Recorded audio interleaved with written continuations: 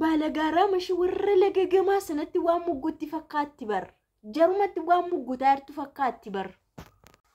Bara itti hintalli haadha keessa ariitee ofiishii keessa jiraattu irra geenye raga maqaa gooftaatiin bara akkasii keessa geenye jirra.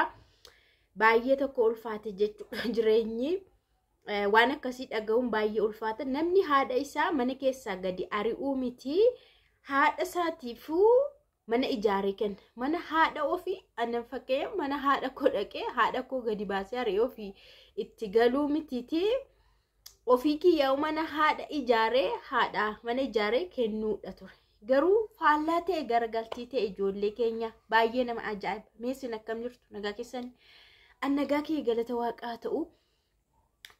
Baay'ee tokko nama dhiba seenaan kun jechuudha wanti amma ta'e gaafa sanbataa ta'e jechuudha kuni sanbata guddaa gaafa sanbata guddaati kan manguddoo nama guddoo dubartii nama guddoo manguddoo taate dullaa qabattee deemtu of dandeessee illee kan hin deemne umuriin baay'ee kan sokkee dullaadhaan gadi jettee kan deemtu meeshaa ishii hundumaa gadi guuramee mana keessaa ari'amtee haati kunni harmeen kuni manguddoodha baay'ee haadhumarrayyuu darbitee nama akkoo argeedha.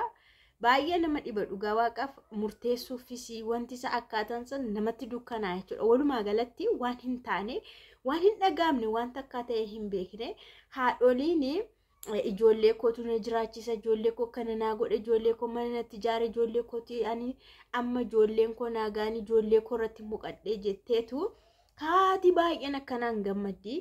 Keessaa mosheen kun yeroo itti haadha ishii ariitee manni waraqaa mana murtiitii fiddee haadha ishii ariitee seeraan jechuudha. Seerri gaafa murteessu baay'ee haadha maaliidhaan jedhu seerradha dhufee gadi ari'ee haadha kana gaafa sanbataa dhugaa waaqa miidiyaa irratti himannaayyuu hin beekanii. Nama baay'ee nama guddaa waan ta'aniif baay'ee tokko rakkisaa ture jechuudha. Akkamitti akkas ta'e jettu amma sinifan hima jechuudha.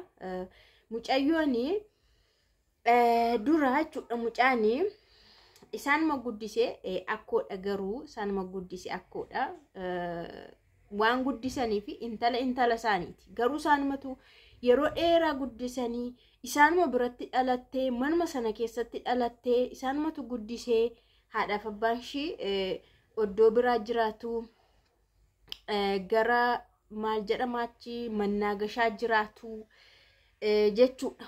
Jarri kun kan keenya baay'ee asirratti qabadhaa deemaayi jarri gara keenyadha. Ilaaleetiin jira sirriitti qoradheetiin jira maqaa isaaniillee irra geetiin jira jechuudha. Egaa kun seera keenya keessas hin jiru aadaa keenya keessas hin jiru gowwomsaan akkasii hin jiru akkoo ofii gowwomsuun hin jiru haadha ofii gowwomsuun hin jiru waan nama ajaa'ibu jechuudha haati kuni. Egaa mucaan kuni haadhuma akkooma kana biratti haati ishii deessee intala isaaniiti isiniin jedha akkoo ta'uu fi achumatti dhalattee guddattee isa booda yeroo barumsaaf yeroo gahutti gara abbaa ishii dhaqxi jechuudha. Iddoo haadhaaf abbaan jiran dhaqxi barumsa achitti gara mannaagashaatti kan isheen barattee xumurtee maal jettee isa booda hojiidhaa fi hojii kolleejjii barattee xumurtee hojii bakka fagoo wayii ishee qaqqabaa. Ishee yeroo qaqqabu bakka fagoo sana akka hin barannedha kan isheen himtu. Isa booda garuu biyya Arabaa deemti. Biyya Arabaa deemtee Beeruutiin hojjettee dhuftee yeroo dhuftes iddoodhuma akkoo kana biratti deebite haadha bira miti. Akkoon kun qobaa jiraatu haadha biratti hin deebine akkoo biratti deebitee isa booda makiinaa hodhaa uffata hodhu bitattee namatti nan kireessa jettee ofiis ni hojjetti jechuudha. Achii kan hojjettee galtu akkoodhuma kana biratti yeroo baay'ee jechuudha. Akkooma kana faana jiraatte akkooma kana faana nyaatti bakka waggaa dheeraa faana jiraatte jechuudha. Akkoo kana faana booda hin heerumtee warrumti ishii immoo haadhaaf abbaan ishii kun cidha godhanii heerumtee kan kireeffattee galtu immoo naannooma akkoo ishii kanattidha. Ammallee heerumtee illee akkooma ishii kana biratti nyaata qopheeffattii biddeen tolfattii waggaa tokko ol jechuudha.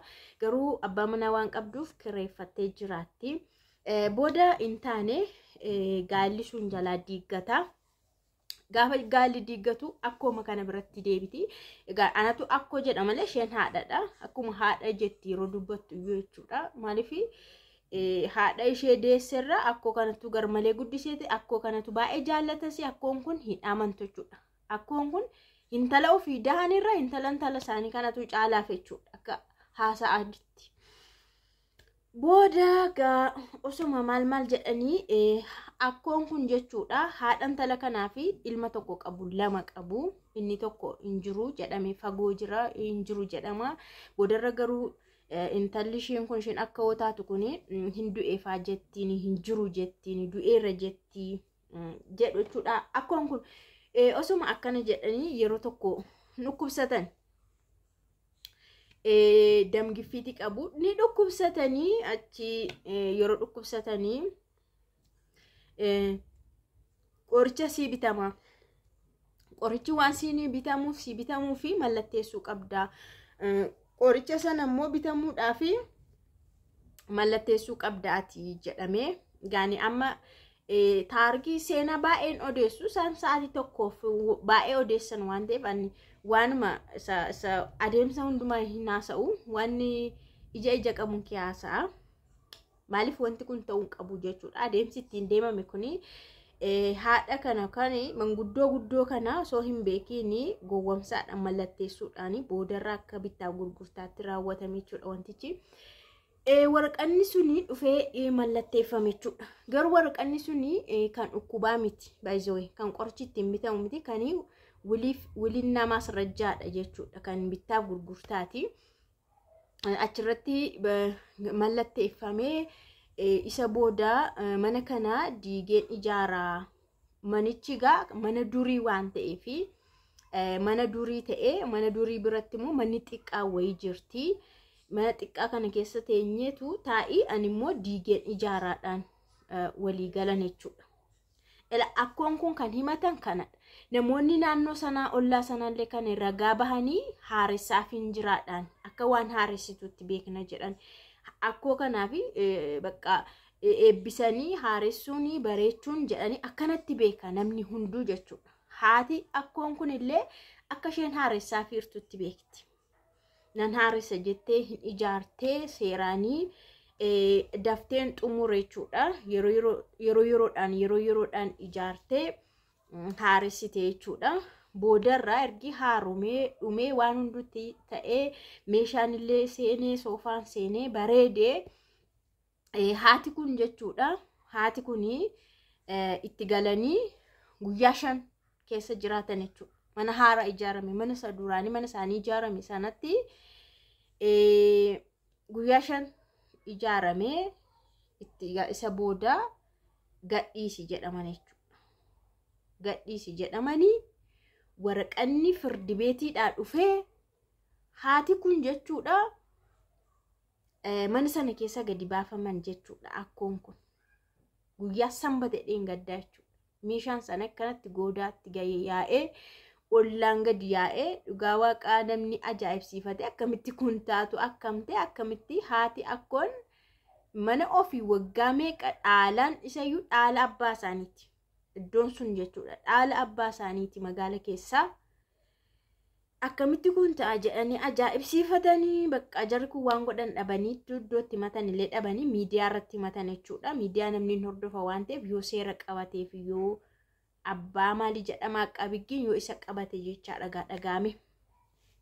Akkasittiin bara kana keessa waan akkasii ta'e haati kun ollaa jiru amma harmeen kun manguddoon akkanatti gadi jedhanii qaqqabataan deemanii ollaa jiru jechuudha. Intalli ishiin akkana goote akkoon sunis dhiyaatte jechuudha. Miidiyaa irratti deebiin qaba jettee dhiyaatte. Amma akkamitti ta'e jedhanii gaa gurgurteetta mana kana gurgurteetta 120 gurgurte waan ta'eef kana booda gadhiisuu qabdaadhaan jaartiin seerri dhufee poolisii fi waraqanni mana maqaan isaanii firdi beeti poolisiidhaan yeroo dhufu gochuu hin danda'amu waan ta'eef hin kabajama yeroo kamittillee manni murtii waan fide eenyuyyuu hin kabaja kanaan keessaa ba'an intalli immoo gaafa dhuftee dhiyaattu dura siin kennaadhaani ani ilma kootiif siin kennu haadha keetiif siin kennu Kanaafuu ilma koofis hin kennu, haadha keefis hin kennu jechuun obbolaa lama ijoollee lama qabu jara lamaaniyyuu hin kennu asiitu naxxaanaa siifan kennaa. Kanammoo akkamitti kenna mareetoo ijoollee lamaan jiranii bifa bittaaf gurgurtaatiin raawwannaa jetteetu duraan akkanaa walii gallee maallaqni sunuu kennamee dhumne 120 sunii isa booda immoo ilmishii hin dhufe. Ilmishii sun hin dhufe argitan yeroo dubbattu ilmashii jetti eessuma kolleen jettu ilmishii hin dhufe jetti. Isa booda erga inni dhufe dubbiin hundumtu maal ta'e innis ishee fuudheetu himannaa poolis xaba deeme maali ta'e mazagaaja maal deeme achi innis maal jedhama dhiyaadhu waraqaatti ittiin dhiyaatan mana seeraatti ittiin nama waaman natti fide anis ittiin fide. Boodomaa gochuu hin dandeenye isaanii jaartiin jechuudha manguddooni mucaa isaaniirraa hafuu hin dandeenye ana faana qobaatti walii galuu hin dandeenye isa of keessaa baasuu hin dandeenye akkanaan humaa gochuu waan danda'amnee fi gara firdi beetitti deebi'een karaa firdi beetii xumuradhe. Oneetish na jedhan dhugaadha amma kun mee dhugaa waaqame isin maal jettu mee adeemsa kana laala yeroo kanatti amma feekiin akka ammi kun hojjetame umurii hammamii jiraatti. Namni immoo birrii 120 iddoo kamiitii mana bitatas lafa bitatas baruma sakamuu yoo ta'e jechuudha magaala keessa magaala Finfinnee keessadha baay'ee magaala Finfinnee keessadha iyyuu miidiyaatu dhaqee interview godhe bara.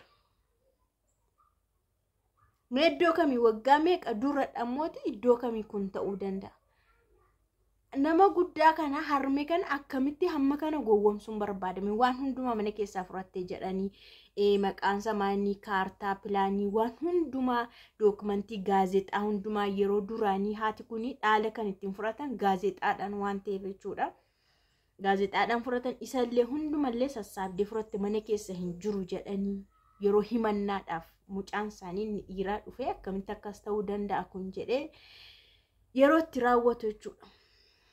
Mee maal murteessitu dhugaa waaqanna amma haati kun amma umurii kana umurii 60 ol darbanii akkanaan jechuun tokko jedhanii yoo abaaranii du'anii gara kamitti hikkatti dhugaa waaqa gara kamitti hikkatti sanuu ijoollee qabdi ganaa ol deemti ganaa guddatti otoo ta'eyyuu utuu kun girrigirriin kun yeroo uumamu ofiishii dhiistee fi maaliif hin baane dhiistee baateellee waan isaan ishee gargaaruudha malu ala teessee maaliif of hin gargaarsifan amma ganna kanaan manguddoo akkanatti gadi jedhanii deemanii dur lafa isaanii lafa abbaan isaanii duratti dhaalchiserraa imma mataashii dhuftee nan haaressettee mana qaramtee dulloomaa keessa yoo haa jiraatan uumaa rakkoon qabu nama durii waan ta'aniifi amma gaafa lubbuun isaanii jirutti mana isaanii gadi dhimmisu keessa yoo ta'an maa rakkoo qaba erga ijaartee kabajaan keessa hin jiraachisne siifin haaressa erga jette. Manguddoon kun akka umuriitti taanaan dhugaa waaqa umuriin isaanii baay'ee deemeera garuu duraa duuba lubbuun namaa bahu hin beekamu malee akka umuriitti taanaan umuriin isaanii deemeera. Hammanaaf jettee deemtee dhaqxee maaxaraa fiddee achi firdi beetiidhaan waraqata fiddee aggachiisuun qeessana keessa akka isaan baan akka as hin geenye goosisuu jechuun mee maal jedhama dhugaa waaqa. Kissii sana kaasuu dandeessi bar dhiisuu dandeessi bar firdi beetiirraa kaasuu dandeessi yeroodhaaf immoo taa'aa jettee isaaniin teessistee ofiishillee mucaanis dhiira waan ta'eef dhiirri immoo dhiirri jechuudha qabeenya abbaa isaati baay'ee isheen immoo dubartiin immoo kan dhirsaati.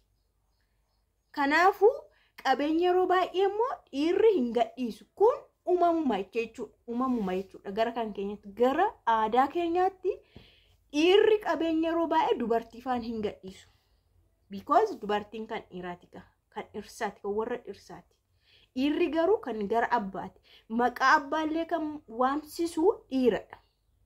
Kana beektu sin amma fakkeenya maqaa abbaa kiyya fullaasisee kan waamsisu obboloota koo dhiiraati malee an isa cinjiru ani hin jiru.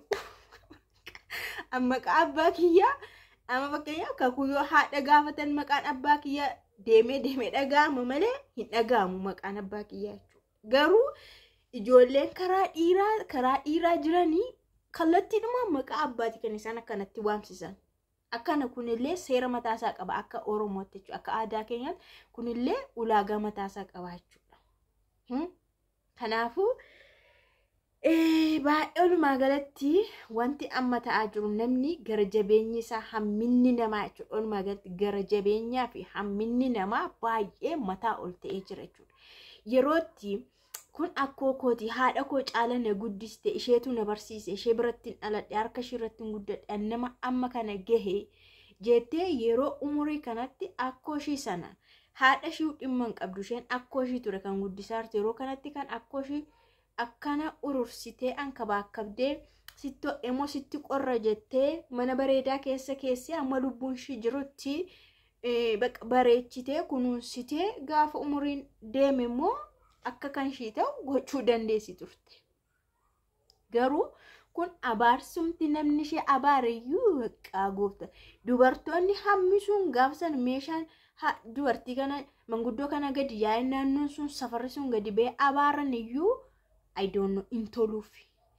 Jaartiin kunis abaartee intoluufi. Ela waan akkasii jira siniin jechuufi maalumaafu barri keenya baay'ee jabaateera. Garuu malee jabaateera jechuudha. Kanaaf ani seeraan hin xumura'e. Seerri immoo waan qaban dhiisu seerri hin xumura hin jettu dhuftee sanu baala gaaraa ishee tokkotti moggotaa jirti warra laga gama jiranitti.